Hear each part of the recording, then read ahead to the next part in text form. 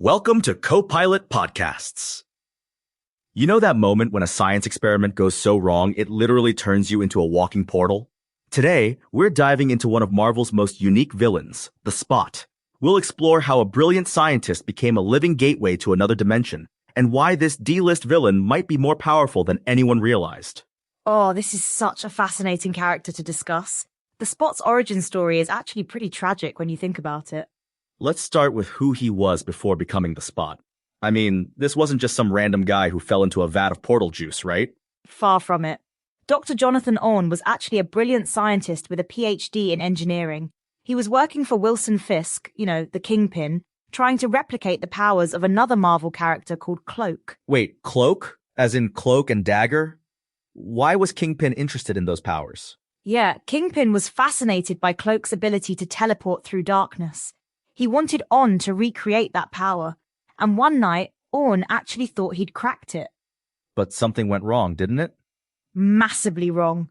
The experiment created this huge black circular portal, but it was unstable. The power drain was so intense it caused a citywide blackout. And let me guess, he decided to jump right in? Exactly. Classic scientist move, right? He was afraid of losing this once-in-a-lifetime opportunity. But instead of entering Cloak's dark dimension, he found himself in what's now called Spot World. Spot World? That sounds like a theme park for Dalmatians. It's actually this bizarre half-light, half-dark dimension filled with black portal holes. When Orne finally made it back to Earth, these portal spots had basically become part of his body. You know what's kind of funny? The whole design was actually inspired by Bugs Bunny cartoons. Really? How so? Yeah, the creator Al Milgrom was thinking about how bugs would move holes around to confuse Elmer Fudd. Pretty wild inspiration for a supervillain, right?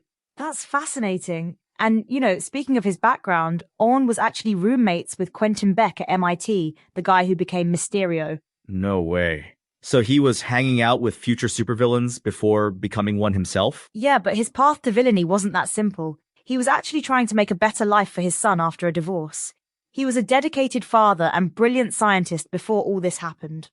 Let's talk about his powers. What exactly can the Spot do? His powers are actually incredible. Each spot on his body is a portal that he can use to teleport himself or others anywhere. He can even remove these spots and place them on surfaces. That sounds pretty powerful, actually. It is. He can attack from multiple directions simultaneously by putting his limbs through different portals, and he's basically impossible to hit because any punch just goes through a portal. So why isn't he considered one of Spider-Man's major villains? Well, his first appearance kind of set the tone. When he announced himself as the Spot, Spider-Man literally burst out laughing. Ouch. That's gotta hurt the villain ego. Yeah, and Spider-Man managed to trick him by getting him to remove most of his spots, making him vulnerable. After that, he kind of got relegated to B-list villain status. But when you think about it, his powers are actually more impressive than many A-list villains, right? Absolutely. I mean, he can literally create interdimensional portals at will. That's way more impressive than, say, having mechanical tentacles or rhino skin. It's interesting how appearance can really impact a villain's reputation. Exactly. If he looked more intimidating, he might have been taken more seriously from the start. So what's happened with the character more recently? Well, he's actually getting a major spotlight now in Spider-Man Across the Spider-Verse, where he's voiced by Jason Schwartzman. That's quite a jump from B-list villain to major movie antagonist. And interestingly, they've retconned his character a bit. In the movie, he's actually connected to Miles Morales' origin story. How so? According to the film, he was working at Alchemax when he helped bring in the radioactive spider that gave Miles his powers. That's a pretty clever way to tie him more directly into the Spider-Man mythology. Yeah, and it gives him a more personal connection to the story. He's not just some random villain anymore.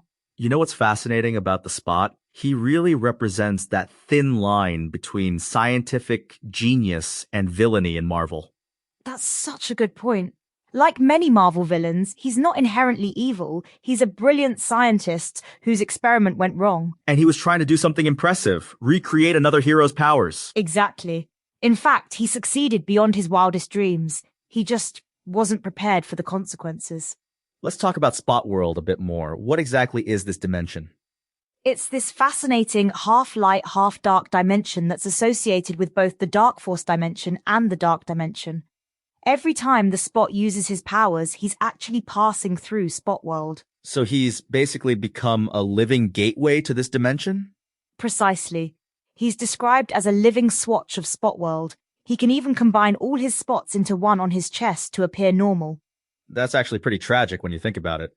He can look normal, but he's fundamentally changed. Yeah, and that's part of what makes him such an interesting character.